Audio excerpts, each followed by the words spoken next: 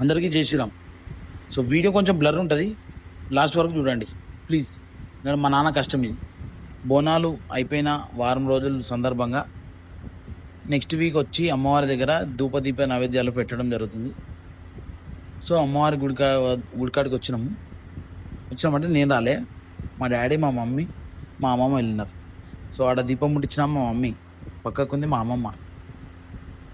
So ఇట్లా గుడికాడికి వచ్చి అమ్మవారికి దీపం ముట్టించి నైవేద్యం పెట్టి ఇదంతా. సో అయితే ఇలా షాకింగ్ విషయం ఏంటంటే, ఈ వీడియో తీస్తుంది మా నాన్న. ఈ వీడియో నేను ఎక్స్పెక్ట్ చేయలే వాళ్ళు తీసి నాకు వాట్సాప్ చేస్తారని.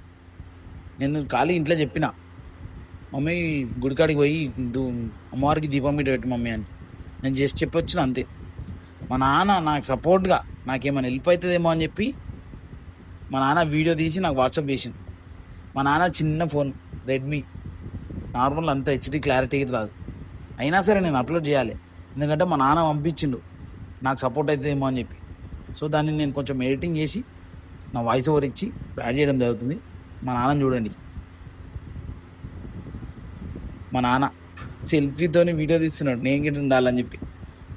అట్లా వాళ్ళ డెడికేషన్, మేము గుడి కట్టాలని చెప్పి మాకున్న మైండ్ సెట్ అలాంటిది.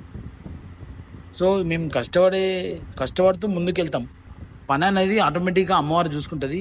ఇక ముందుకు ఇలాగే కొనసాగాలని మా డాడీ, మా మమ్మీ ఆశీర్వాదం నాకు ఎల్లప్పుడూ ఉండాలని చెప్పి మనస్ఫూర్తిగా కోరుకుంటూ, ఆ పోచమ్మ తల్లి ఆశీస్సులు, అమ్మవారే మనల్ని ముందుకు తీసుకెళ్లాలని నేను మనస్ఫూర్తిగా కోరుకుంటున్నాను. సో మీకేమైనా అనిపిస్తే కామెంట్ చేయండి. నెక్స్ట్ వీడియోతో మీ ముందుంటా. ఓం నమః శివాయ, హర హర మహాదేవ్. పోచమ్మ తల్లికి జై.